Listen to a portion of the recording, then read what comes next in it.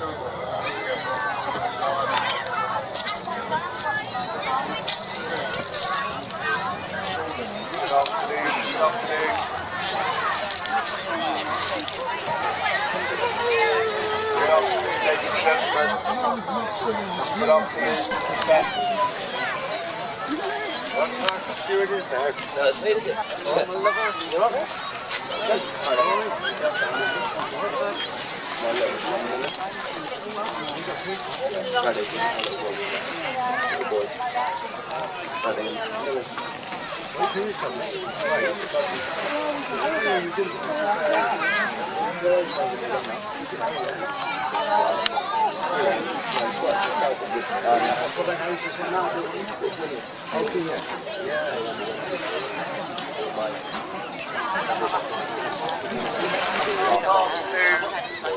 yacht that was taking off water some 30 miles east of here, and we spent all day towing that 10-metre yacht back. The yacht and the crew are safe alongside in Britain here. My friends crew have had a chance to have a look at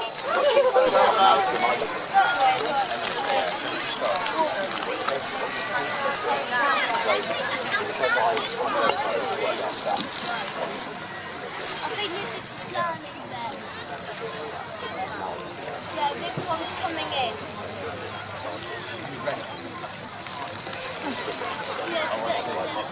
Oh yeah.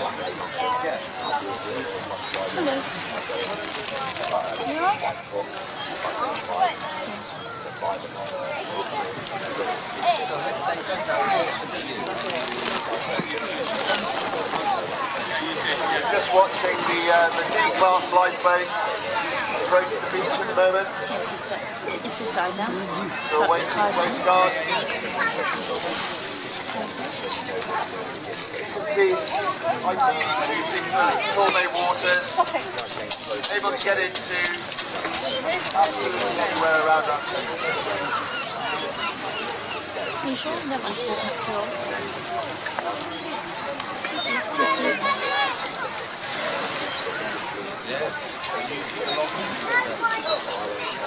I'll text you on the bus.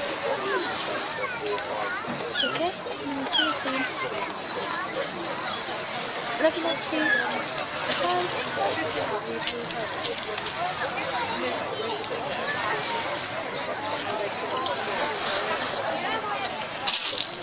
See, the crew are all very well protected, all wearing dry suits, helmets, life jackets. Yeah. The water temperature at the moment around here is about 60 degrees. But if you're in that unprotected for more than 10 minutes, you start to feel the cold. Without a life jacket and without proper protective equipment, wetsuits, dry suits, it's a very, very unwelcoming environment.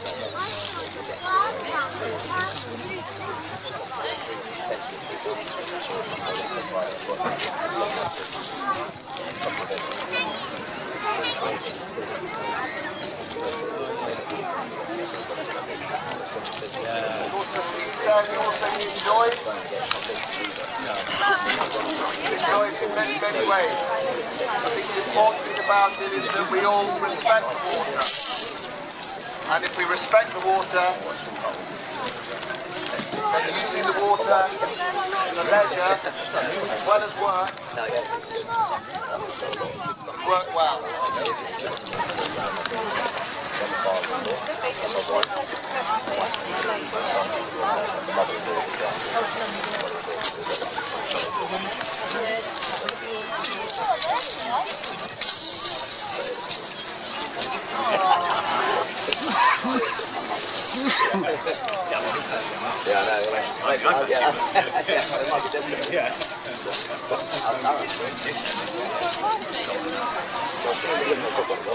Well, ladies and gentlemen, in front of us offshore. Oh no! There's obviously a complaint about the catch or something. I don't know what's going on there. Yeah. They look, I don't know why they're swimming away from each other. They look confused. There's obviously one punch that's gone over the other.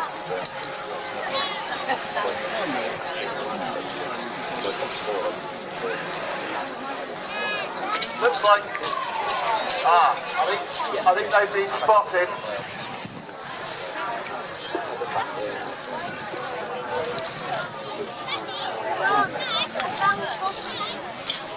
I think the incident's been spotted by shore.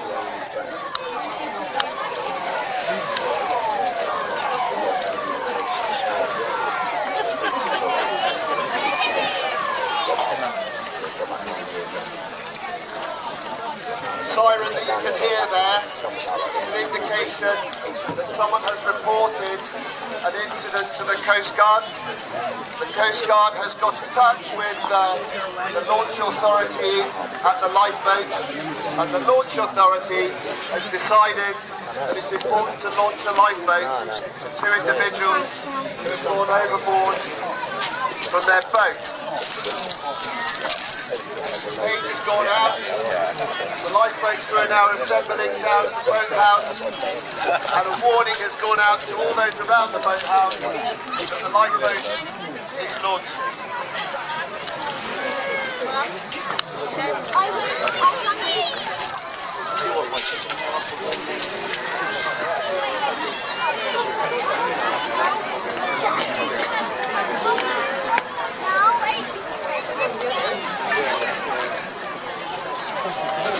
As you can see, it's been a fast launch and response from both boats, both the all-weather lifeboat and the inshore lifeboat. Both are proceeding towards the casualty area. One casualty is signaling to the lifeboat. They've both now seen the lifeboat coming, and I suspect in the water a very welcome sight. See something like that coming to pull you out of the water.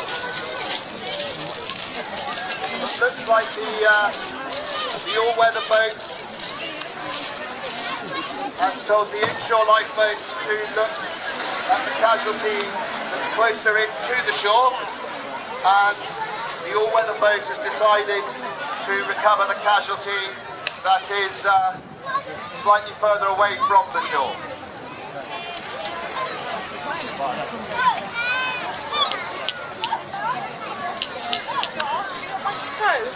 Manoeuvring the lifeboat very skillfully alongside is our coxswain Mark Criddle today.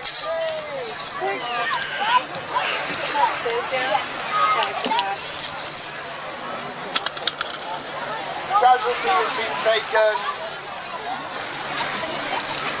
alongside the lifeboat, alongside the port side, and it's being picked up out of the water using the A-frame lifting device that you can see on the port side of the boat. The inshore lifeboat, meanwhile, has recovered the casualty on the inshore casualty, and is approaching the beach for a waiting Coast Guard.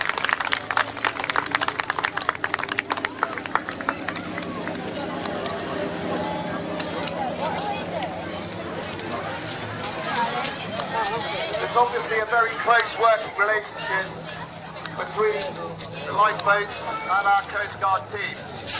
Again, volunteer Coast Guard team help look after the shore side of the rescues that we do.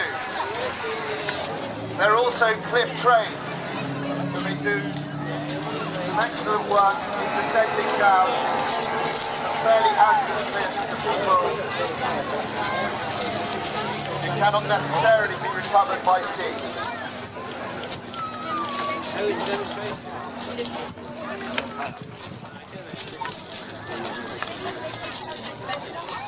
We now see the Tidmouth lifeboat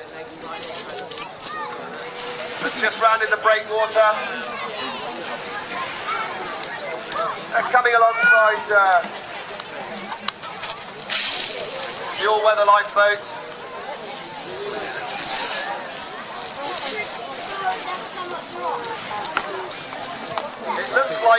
looks like they're going to transfer the casualty from the all-weather lifeboat,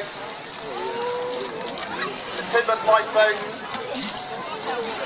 to the B-class lifeboat, and then bring the casualty into the shore.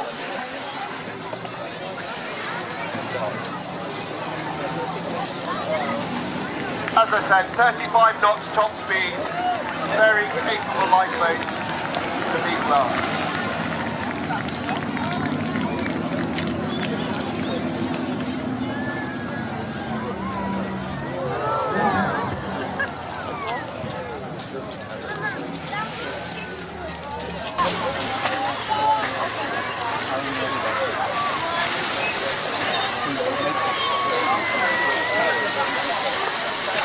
Again, casualty is being transferred across to the B-class, again underway. A manoeuvre that is practiced quite a lot. The cooperation crews along the coast is considerable. We get to train together, and the flanking stations do work very closely together.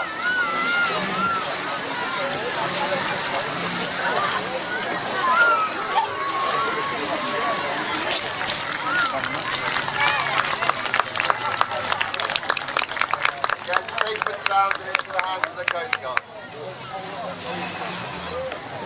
Now it seems as if the Dory has had some sort of fire on it, and so we're making sure that if the fire is safely out before the boat can actually be recovered.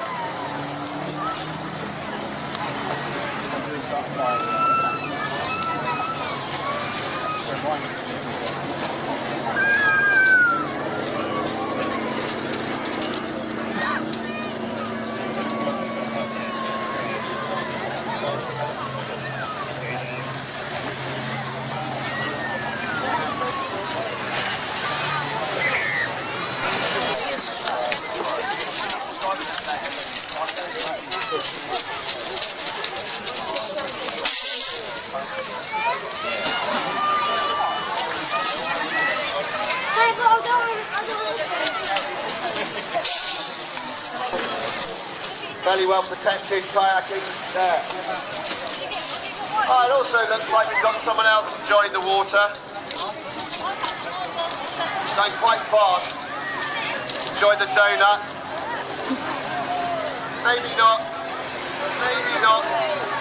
taking too much care of who he's going near. Now that's interesting. Got on one. Oh, and look, the driver hasn't even noticed he's tipped his donut around. And at the same, oh, and look at that. He's managed to tip out the crew of the kayak. Now part of the issue of some of these fit-on kayaks is that if you're a well-proportioned person, they can be a bit tricky to get back on, especially if you turn them over. And that seems to be the problem here.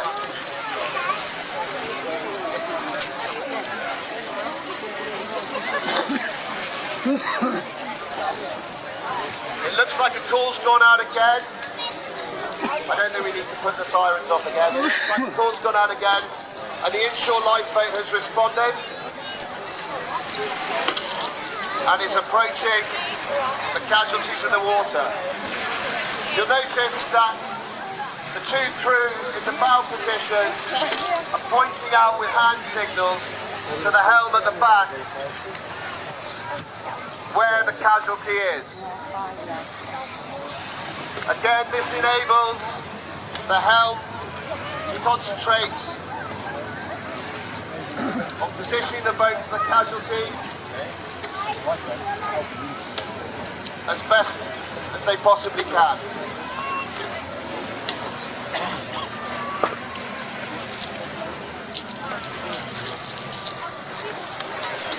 The all-weather boat again indicating that they see casualty that the dough-nutter has left in the water.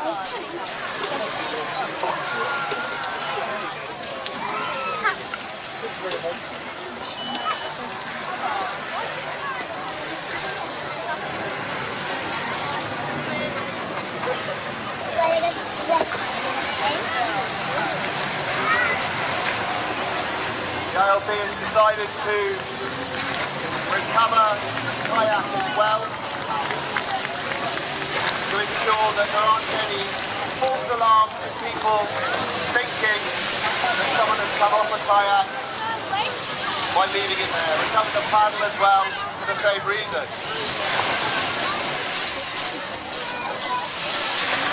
Looks like the B-class is going to recover the casualties to the shore, and looks like the B-class is as well. So, well, nearly to the shore.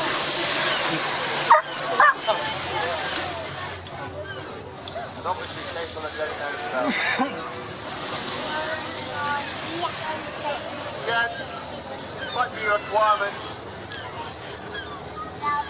go off and do a second, a third job straight away.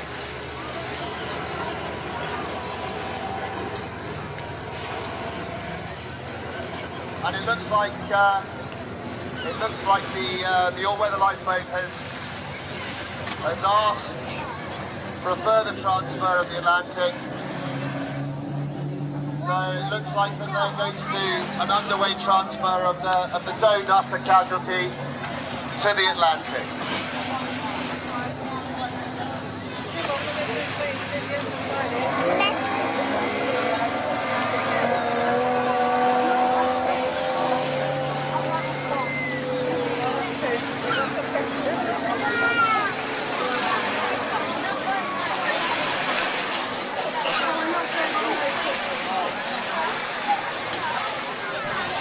The B-class is coming alongside.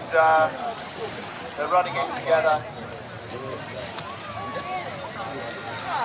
Both helmsmen and coxswain making that look easy. It's not an easy manoeuvre to put two lifeboats together like that, so they can be cross-boated. It's testament to their skill.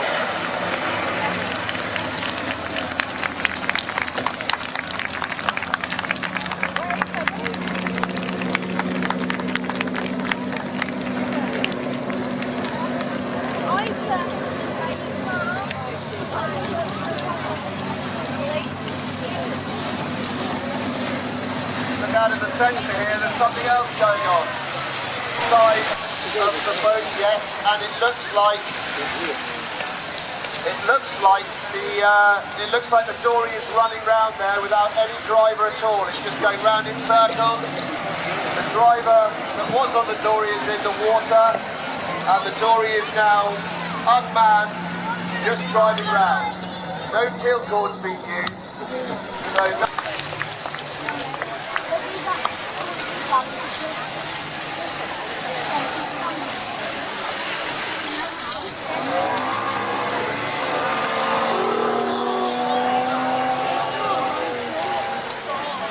Tilt cords are a very good preventative piece of kit.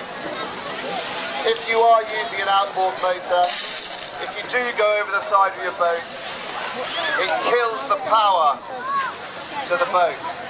If you're not wearing one and you go over the side of your boat, the boat continues to move round and becomes a danger not only to yourself in the water, but also becomes incredibly difficult to stop. The inshore lifeboat has been tasked, and it's been tasked to pick up the person in the water, but the dory is still doing its own thing, and it's still under power. Now there's two ways, and there's two outcomes that this might have. The dory might run out of fuel and therefore stop, or we have to come up with some method to actually knock the engine out of gear and stop it so that we can recover it and make sure that it's not a danger to people around it. To that end, the two lifeboats out to sea have rigged together a line between them, and their aim will be to try and snag the outboard, the propeller on the outboard, and knock it out of gear, and therefore enable one of the crews that are going to go round and round in circles. It could knock something, pick up a random course. Again, it's a very skillful operation that the helm and the coxswain are undergoing.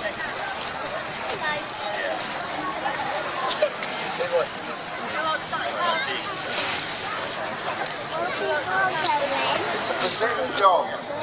You can see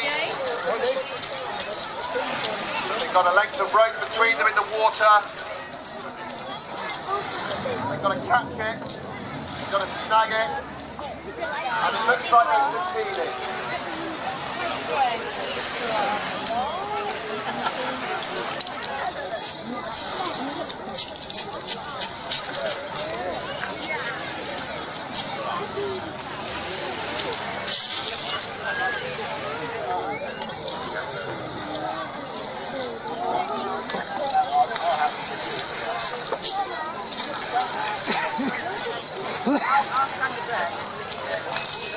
That's not a straightforward manoeuvre at all, ladies and gentlemen. That takes a lot of skill from the crews on both boats. They're just recovering the rope from the water to the all-weather lifeboat.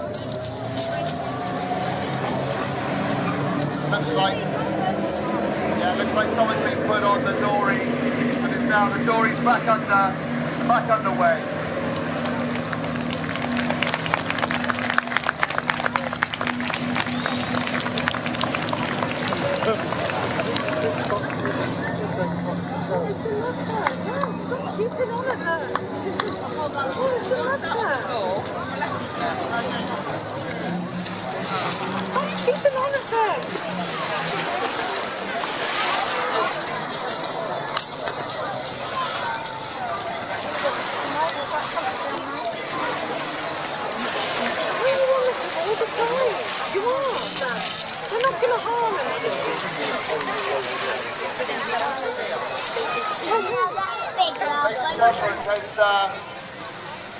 Has seen someone on the rocks and has reported that they're in danger, perhaps cut off by the tide.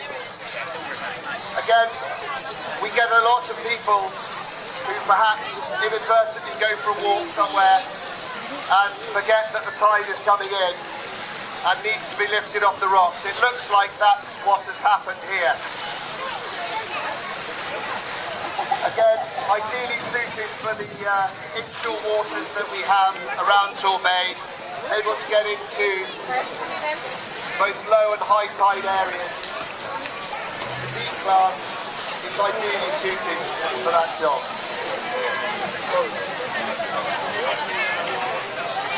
The D-class that you see in front of you today is D788. The Leslie and Mary Dawn was in fact made on Friday, brand new in Torbay. We've actually had her since October, but she was actually...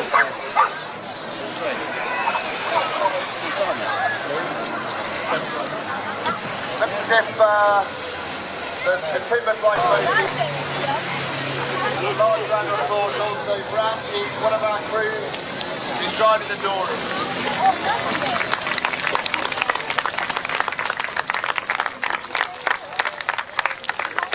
Ladies and gentlemen, that does conclude the search and rescue part of this afternoon's demonstration. But please don't leave, because I mentioned earlier on the Watson class lifeboat. to Richard Vernon and Mary Garble.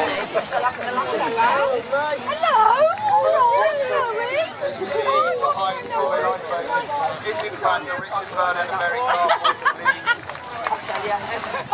Should come right in. Yeah, you. 1956. Launched 171 times. You alright? 72 lifeboats. Restored in 2013. And now it's ready to start now. I'm getting on. And that one.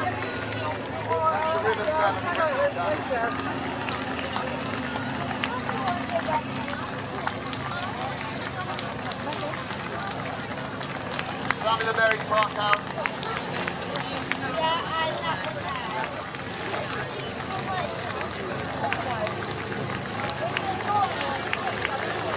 Built in 1938.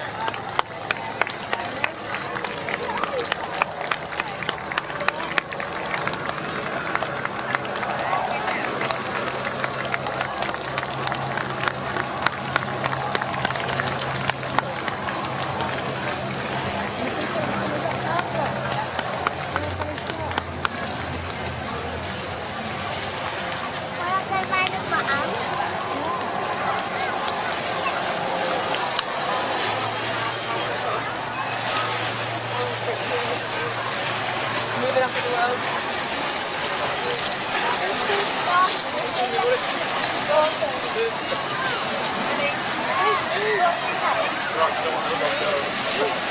So over 60 years of lifeboating heritage. What a fantastic photo opportunity, ladies and gentlemen.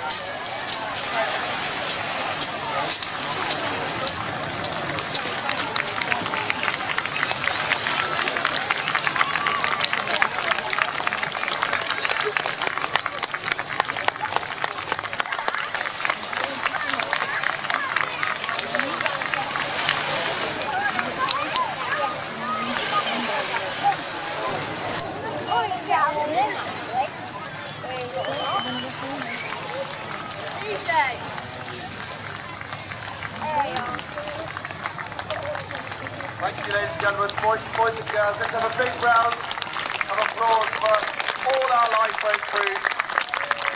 Excellent and modern.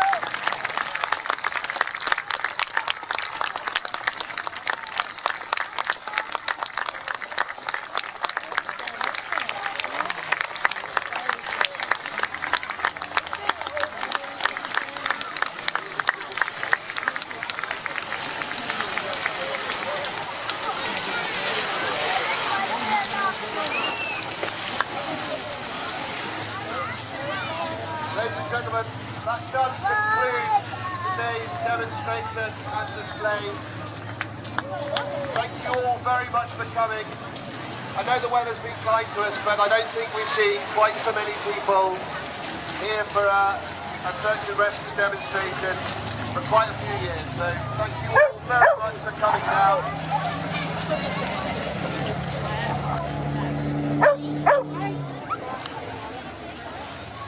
I hope you have a great rest of the day.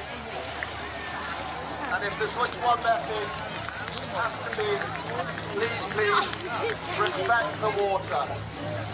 Thank you very much for coming, and hopefully we'll see you all again next year.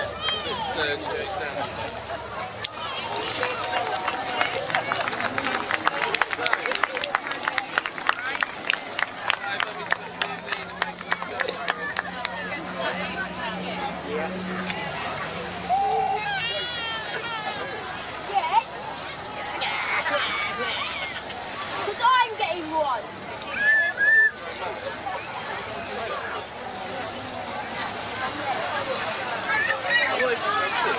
Alright, go on.